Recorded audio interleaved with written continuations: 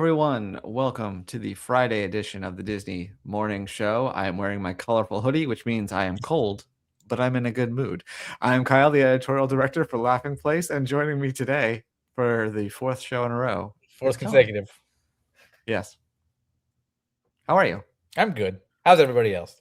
Are you not cold? I'm fine. I'm comfortable. It's 72 outside and 75 inside. I know some will call that a terrarium, but those some that call it a terrarium obviously have never seen a Florida electric bill. So That's smart.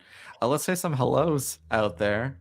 We got a lot of comments pouring in already. Fred opening with the top of the morning to you and happy Avatar Day. I'm sure we'll talk about that in the coming days. Nikki B, happy Friday, and the winner of this week is the Seahawks. And Tony, who called it. Yeah, I put this shirt on. It's the Woodland Park Zoo in Seattle, so I thought it was kind of festive-ish. Nice. I know you wouldn't know this, but it was a crazy game. And I will say, I think I might have said that I was choosing the Rams on the show, but when I actually went to go make my picks, I went with the underdog and chose the Seahawks. I could take screenshots to prove it if you want, but I was cheering for them. And then when it was 30-14 in the fourth quarter, I was like, well, that was a mistake. But then magic happened. Cue up that song from the parade that doesn't exist anymore. Jeannie said, good morning. Fred, we'll talk about winners and losers later. Yeah, you can let us know when we get to that. We will get to winners and losers. Nikki's frightened with the 75 inside. We'll open a door. 67 in Washington right now. I know they've been having some severe storms there. I had to make some calls. And Gio, good morning from a real late lunch today. Wow. A lot of activity today. Keep it coming. All right. Let's get started the way we start every show. When we checked the stock price yesterday, it was at $111.91. Let me give it a quick refresh, and then I'll share $112.89. Wow, that's almost $1 higher. That's crazy. I don't know what's going on. People just like Disney. Avatar does open today. So I was going to ask if it was Avatar based or if you had another idea. I never know. The stock market's stupid.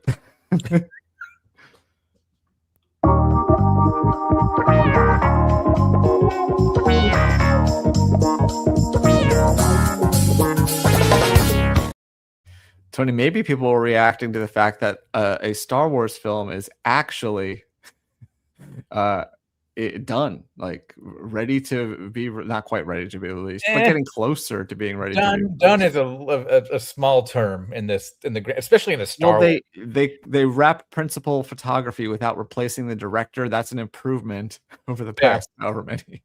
Yeah, so director Sean Levy has confirmed that production and that principal photography and all of that has wrapped on the upcoming Star Wars Starfighter. And they are moving into post-production, which for a Star Wars film is arguably the most important part because that's when all those green screens and everything else go away. So, but yeah, that's done. We don't really know a lot about it. That's kind of expected for a Star Wars movie. We just know Ryan Gosling and a lot of the other cast members, but we do know that if all goes well, it is still slated for May 28th, 2027. There you go. So this is a behind-the-scenes shot that he shared as well. So it looks pretty cool. It's almost like saying these are tangible, not digital. Yeah. And then Tony, I'm sorry to break the bad news. I do appreciate this, although I will tell you that it does get cut off a little bit on. Okay. But what's this 25 to 2025? It launched in January after already getting delayed, and then we didn't even finish out the year, and it was already canceled after its first season. Unlike other, this is StuGo, a Disney television animation show. Very good. It was kind of high concept. Very, very smart for its target demographic. I think I said in the review, it transcends its target demographic.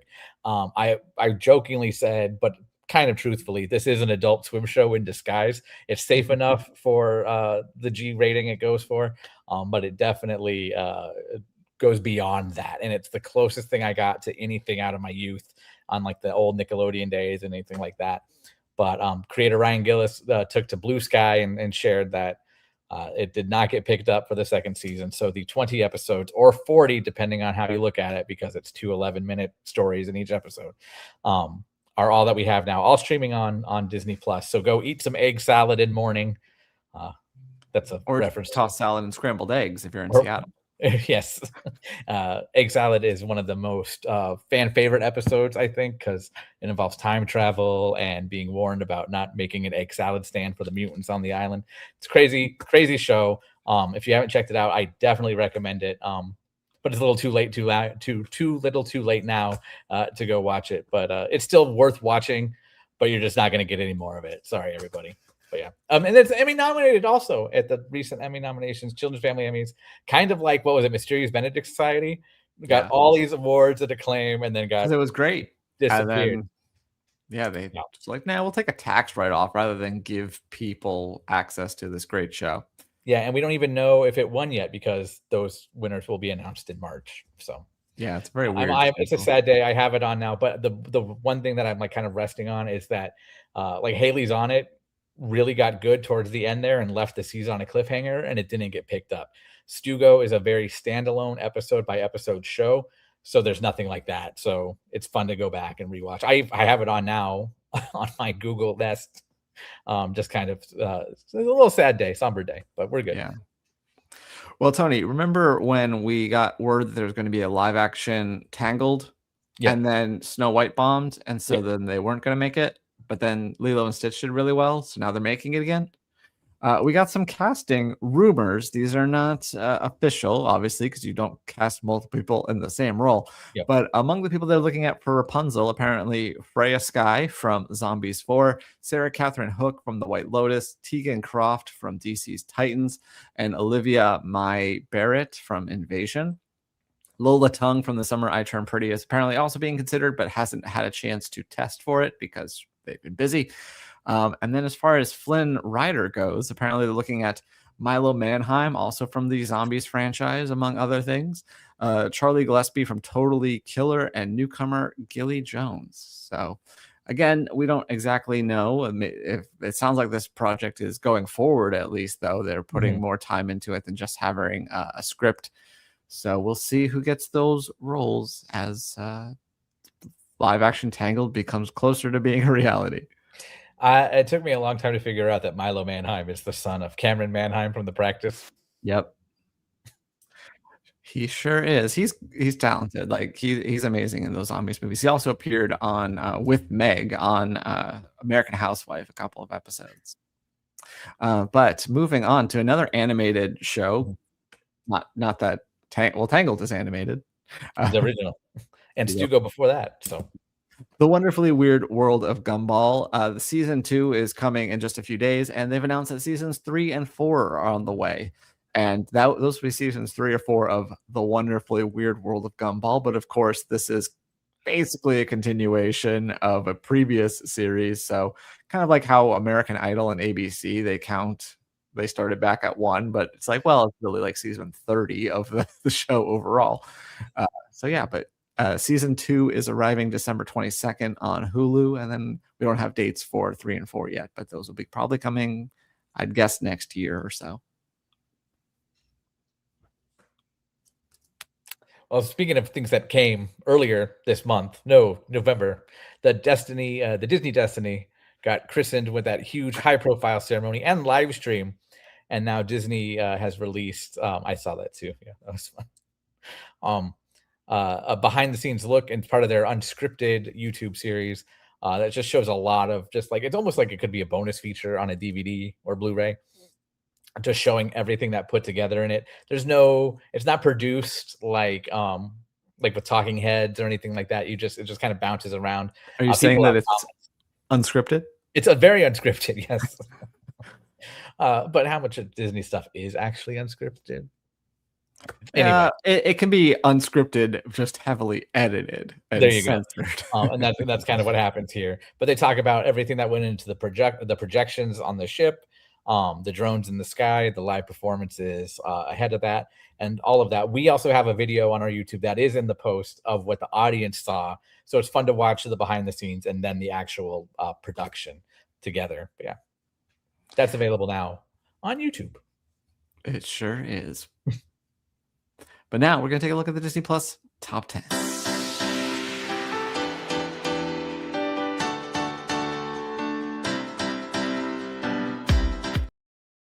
By the way, if you're like, wow, that was a really short news segment. Yes, it was. Not a whole lot of news happening right before the holidays, but because it's right before the holidays, lots of Christmas themed movies in the top 10, starting with The King, Home Alone, Santa Claus, Home Alone 2, Santa Claus 2, Percy Jackson, Breaking Up the Mix, Taylor Swift. This is the docuseries. Mickey's Once Upon a Christmas, Mickey's Twice Upon a Christmas, The Way of Water, and A Christmas Carol. So there you go. Lots of. So to answer my bumpers question, yes. And I've had my share of bad reviews. I still remember my first good one, though. Everything else in this production of Our Town was simply terrible. Joey Tribbiani was abysmal. Well, the latest Hulu, I don't know if they're still using the Hilarious branding, but the latest Hulu comedy special has arrived. As of the Sebastian one, but that was the one before this. So yeah, this is a full year now. I think it started with Thanksgiving with Jim Gaffigan, so they've gone more than a year now. But Kumail Nanjiani, Night Thoughts is the latest one, and Mike Celestino did a review for us. His headline is Actor Comedian Kumail Nanjiani tackles anxiety and superhero movie stardom in Hulu's special Night Thoughts. His subhead is The Eternal Start deals with the internet's reaction to the movie live on stage, among other hilarious topics. His final paragraph, I wouldn't call Kumail Nanjiani my favorite comic of all time or anything, but his work on stage and on the screen has been reliable enough that I will continue to tune into wherever he shows up. I appreciate his perspective as an immigrant to this country and think I have a lot in common with him as an enthusiast of all things nerdy, which he used to do Nerd Melt back in the room of a comic book store, and I used to go see that. That was cool. Anyway, I'll admit to previously having trouble getting past his newly acquired muscular physique. Maybe for a while I felt like he wasn't really one of us anymore, but he delivers another funny bit here about why he's keeping up with his workout routine, and honestly helped me understand the reasoning behind it and empathize with this transformation. Empathize with this transformation quite a bit better. Personally, I'm just glad he's back to doing what brought him to the entertainment industry in the first place, and I hope he keeps it up from now on as well. So you can check out Kumail Nanjiani's Night Thoughts over on Hulu and Hulu on Disney Plus. I feel like the workout comment has been a big part of his press tour. So I guess that's a big part of the show too. And Mike kind of just confirmed that because he talked about it on the Conan podcast. It's in the trailers. I know I saw another clip of him somewhere else talking about it. But yeah, I will always think of with Kumail, his bit in the Kennedy Center when Trump won the Mark Twain Prize. Not Trump. Sorry. Trump runs the Kennedy Center now. When Conan won the Mark Twain Prize. And Kumail's bit with the TED Talks and how Conan wrote like 0.8% of the Simpsons episodes. So, wow, it's true, but he wrote the best one. Like, come out and sing the Monorail song again, like you created this year. Because he said there were 3 episodes, Marge versus the Monorail, and 2 others. The other ones. So it's pretty funny. And the rest. The Disney D23 Twice Upon a Year sale is coming to the Walt Disney Studios. And if you want to have a chance to shop and you're will be in the greater Los Angeles area, well, if you're a gold member, you better get ready because these tickets are going on sale in about 15 minutes. And then if you're a general member, they'll be available at 11 a.m. Pacific. So this will be your chance to get up to 50% savings on select Disney, Marvel, Pixar, and Star Wars merchandise. And at the Walt Disney Company store, you'll find deals up to 70% off select styles and some new arrivals. Tickets for this are $15 and with a $3 processing fee, but you get a $15 voucher that you can redeem when you make a purchase on that day. So you're really just paying the processing fee. So if you're interested in that, you can find more details on Laughing Place. But again, if you're a gold member, the tickets go on sale at 10 a.m. in just a few. Unless, of course, you're traveling for that event. So then it costs a little bit more. Oh, well, you don't factor that in.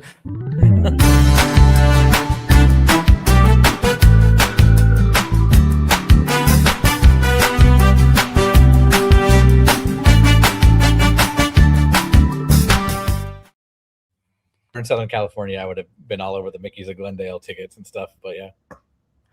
Normally, I go through everything around LP, but since Tony wrote this one, I figured he could talk about it. Into the wee hours of the morning, yes, because the live stream aired at 9:00 Eastern time. So we kept going. But last night was this month's installment of the D23 Gold Theater for D23 Gold members. It's free and it's a live stream. I love gold. It kind of paled in comparison to last month's live stream, which was all about Haunted Mansion Holiday with Don Hahn. It was heavily produced. That thing could have been like a Wonderful World of Disney special. This one was just Becky Klein and Graham Allen, two of the three authors of this book right here. This volume, this honker book, Holiday Magic of the Disney Parks. But they looked at all the different traditions throughout the Disney parks around the globe. More current than past. One was making you want to buy some tickets, if you catch my drift. But yeah, it was fun. It was a good time. If you have this book, nothing really groundbreaking in this live stream. But they did touch upon the origins of Disneyland. And the big chunk of it was devoted to Candlelight, but it was hard to recap because most of it was exclusive, like, rehearsal footage that they showed. There was no talking, there was no like spilling of trivia or anything like that. So it was a nice treat for the D23 Gold members who tuned in to kind of see that kind of stuff, because it definitely looked like it was this year's Candlelight Processional at Disneyland with Benjamin Bratt, even though there was no mention of Benjamin Bratt. But then Jodie Benson came out, and in case you forgot, she's the voice of Ariel in The Little Mermaid. What? Because she's at the Art of Animation Resort in front of the giant Ariel statue. My wife, who is also a gold member, so we didn't break any little closets during the live stream, was watching with me, and we both just laughed at that. Like, in case you forgot, there it is. And she reflected on her time doing the narrations of the Candlelight Processional at Epcot. But I was also, me being me, sad they didn't mention anything like the Dreamlights on Cinderella Castle. No mention of that. No mention of the Osborne Spectacle of Lights, as you see in that picture there.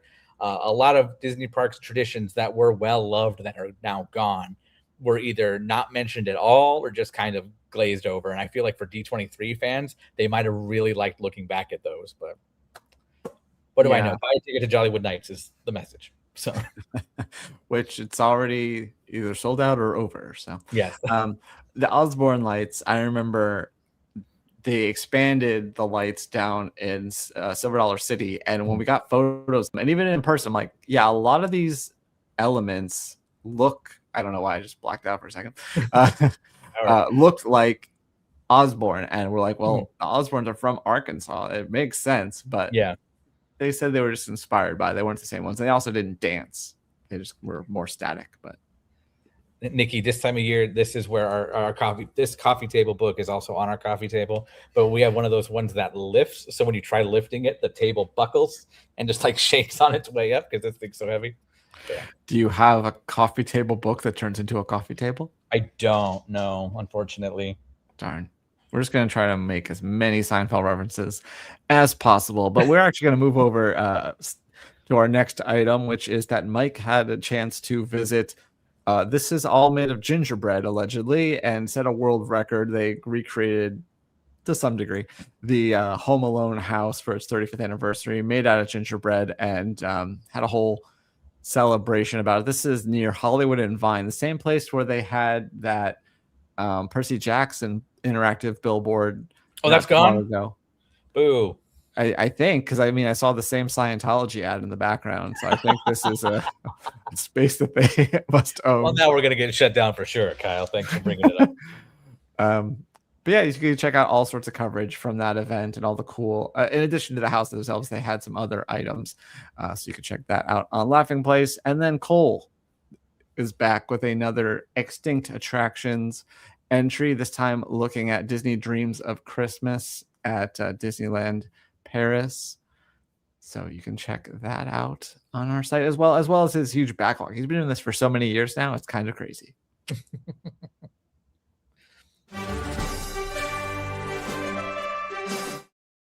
I didn't Right. have it, but I was going to show off. Cole and his wife were here in Orlando recently, and we went. I met them at Magic I Kingdom. told you, I saw that you lied to them about how wet they would get on. That's Tiana. what I was. So they're from California, okay? So that Tiana's Bayou Adventure or Splash Mountain, however you want to say, is absolutely devastating. So comparably, what they're going to experience on Tiana's Bayou in Florida is just a little mist of like the water just hitting you in the face. That's all. No, the boat was a little front heavy between all of us and then some kids in the back. And so we kicked up a wave and it got them pretty good in the front. I was fine behind them though. Nice. All right. Well, on this day in 1843, a novel was released that Disney has adapted multiple times. A Christmas Carol? A Christmas Carol. Okay. Nice work.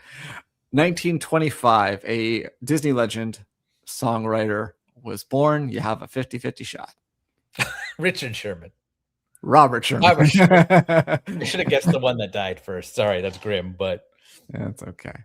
On this day, 1968, an animator, director, screenwriter, and voice actor was born. Disney credits include Mulan, Emperor's New Groove, Lilo and Stitch, Brother Bear, Chicken Little, Meet the Robinsons, Bolt, Tangled, Frozen, Big Hero 6, Moana, and Ralph Breaks the Internet. Goodness gracious. I know Big Hero 6. I'm sure that like the ones where he had like a bigger role. Oh, well, no, you said he's an animator. He's an animator, director, screenwriter, and voice actor. Oh my goodness. That could be so many people. But also like across the expanse of that. I can't think offhand. He has a very generic name.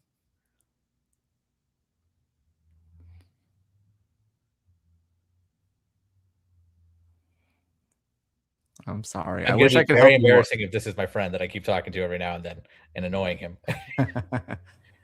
He's directed some of these. I wish I knew which one so I could give you a bigger hint. I'm pretty sure he was at least a co-director on Big Hero 6. Is it Don Hall? No. Oh. I don't know. What? Chris Williams. Chris Williams. Okay. Not who I was hoping it wasn't. So that's good. Okay. On this day in 1980, an actor was born. His Disney roles include Prince of Persia, and he also did a movie for Touchstone called Bubble Boy. Is it? Speaking of Seinfeld references, it's the Moops. That movie, Bubble Boy. I remember watching it the first time, and I was like, "This is so dumb. This is so dumb." And then I got towards the end, and I go, "Oh, that was sweet!" Like, if you've seen it, but that would be Jake. How did they say it on Conan? They told the proper pronunciation. I think it was Gyllenhaal or something like that. But Gyllenhaal, Jake Gyllenhaal. Jake Gyllenhaal, yes. On this day in 2008, I wouldn't normally include one of these, or I would just tell you what it is, but I'm going to make you guess. 2008, Tony, Chicago Film Critics Association named this the best picture of the year. WALL-E? WALL-E. People in Chicago know what's up. Yeah. And finally, 2018, Disney released a live action sequel. 2018 live action sequel.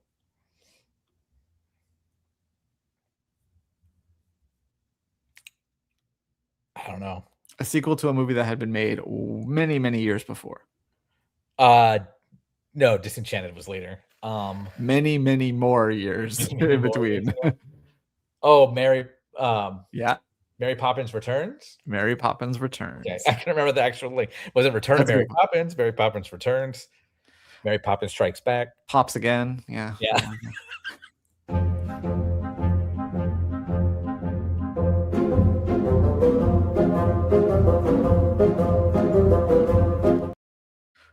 Sorcerer's Streak. Yesterday, our question was about Avatar Fire and Ash. Will it make at least 20 million in Thursday previews?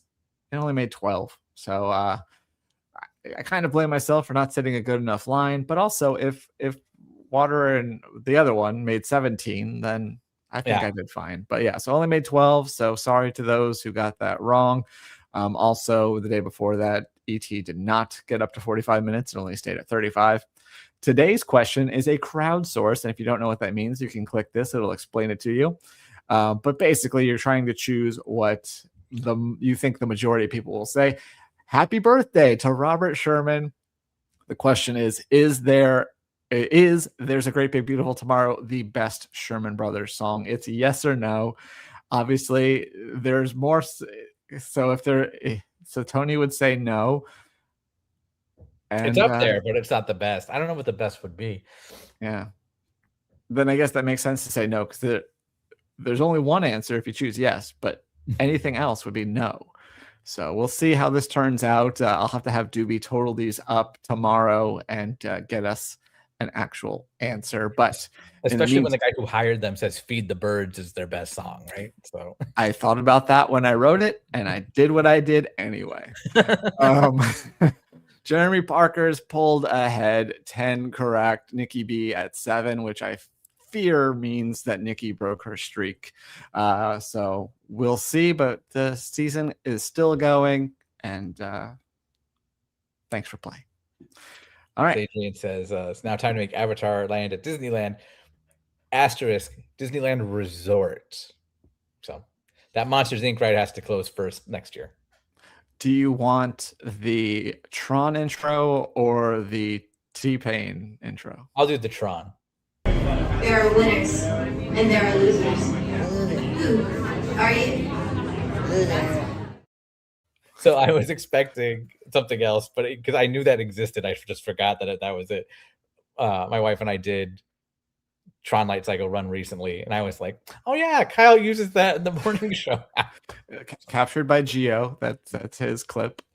All right. Did you want to go first, or do you want to go second? I'll go first since mine's very obvious. Okay. It could provoke a rant that might happen later. Who knows?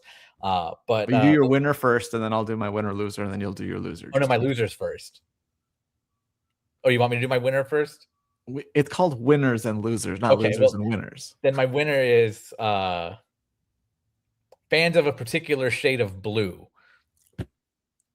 Would you believe that this is my runner-up, but I have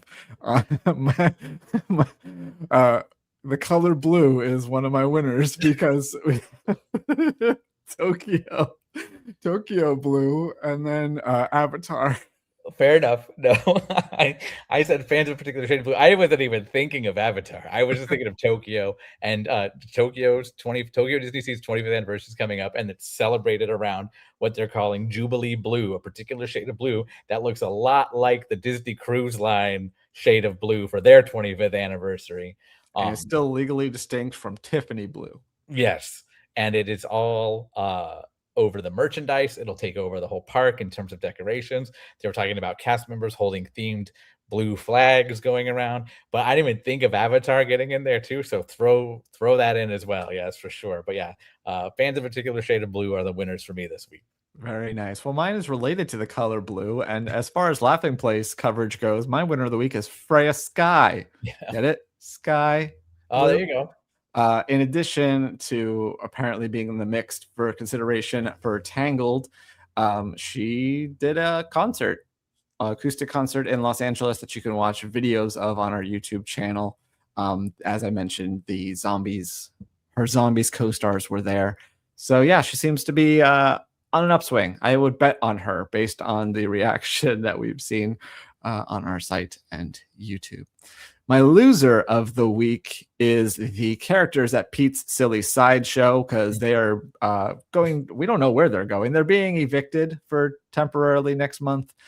We don't yet know where I'm sure they'll land on their feet, but this week they are losers for that eviction notice. They're going elsewhere in Storybook Circus. It's a small area, but that still could be anywhere in that area. So they're going to be right near the unpotable water. Yep. My loser is StuGo fans, because we were all waiting for more. And I do your little eye roll, Kyle. It's true. There's no eye roll. It was. Okay. I would have put it. It would have been my loser of the week had you not been the co-host. Fair enough. Yeah, and not only that. So every string of new or original ideas, kind of in terms of the series, has not really been picked up. Haley's on it. Primo's. Ghost and Molly McGee made it to 2 seasons, even though it was like set up for far more. They did like a very kind of halted cutoff episode. Right now, Kif is doing great with the 3rd season coming up, which is fantastic. Big City Greens is going into its 5th season here. But the one that like really threw me is we're not doing something crazy with this wholly unique show that is StuGo. It's just such a like just a crazy, absurdly funny and smart and witty show. But here comes a show we've seen for 20 years, and that's getting another season too soon. So that's where I'm at. Like, well, it hurts a little bit, but I'm excited to see the new stuff that's coming. I just wish StuGo got a better chance because it was almost kind of deemed as set up to fail because it got delayed a little bit, dropped all of its episodes in a in a consecutive shot. So that's very rarely do we get Disney series now without some kind of hiatus in the midseason. But they dropped all those episodes at once, and then they waited 2 months after it finished airing before it hit Disney Plus. So especially with the target audience of a show like StuGo, that's an attention span that is gone now in 2 months. So they're not going to go back to Disney Plus just yet. Moving on. Let's see some of the comments. I know people wanted to share their winners and losers. Zadrian says his winner is D23 and the Disney Cruise Line. Feel free to elaborate on why, Zadrian. That'd be great. And then Fred says his loser is Paramount Pictures for releasing the SpongeBob movie alongside Avatar, Fire, and Ash. And his winners, the Chicago Bears, for their amazing game on Sunday, despite the bitter cold. Well, I mean, it could be worse. You could be putting up a cute little Winnie the Pooh movie against the final Harry Potter film. Yeah, the push Tony's buttons, whether for good or for bad. You reminded me of a story, and I'll tell it in a second because we have a second. But not everybody wants to see Avatar, Fire, and Ash, so maybe Paramount had that way of thinking with SpongeBob. But again, giving something new to a 25-year-old product, so 26. But yeah, no, my story about Winnie the Pooh at SIGGRAPH, which is a computer graphics convention and conference. It takes place different places each year. But Marlon West, who's an effects supervisor at Disney Animation, had a little talk, and I tuned in that. And that was during Disney's 100th anniversary.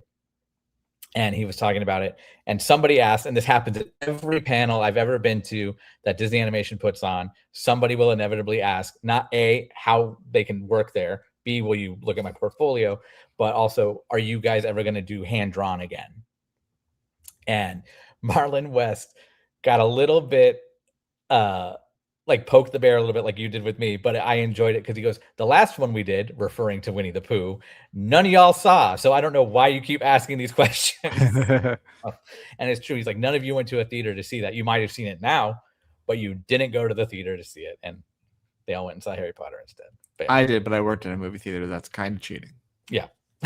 Before we go, I just saw this and I thought I would share it with Tony. A little Hoppers tease with holiday fun. This is cute looking. I don't know anything that's happening in it, but it looks cute. Well, it's Tom the Lizard with a cell phone, so I guess it shows what the gifts are. That's a skateboard, if you can believe it. In case you forgot the meme of the lizard. That does come from a movie that we have not seen yet. Yes. It was at the end credits of Elio, which again, not a lot of people saw, but they should have. Yeah, somebody did the little bootleg, hold the video up, and then that took off around the internet. Now it's John Hamm. Every two things I see. Yeah. Angel Studios is making Animal Farm. I think they actually acquired it. I think Animal Farm was already made, and then I think Angel purchased it. I could be wrong about that, but I think that's how that went. But they're releasing it for sure. Interesting interpretation of that book, if I remember it correctly from high school, but whatever. Anyway, thank you all for joining us. That is the end. I've checked the refresh. I don't see any breaking news. So, but stay tuned to Laughing Place. In about 55 minutes, we are going to be doing a walk and talk live from Disney's Animal Kingdom for the Merry Menagerie. That'll be Luke and Jeremiah. You can also watch it either horizontally or vertically. So make sure you click on the one you want.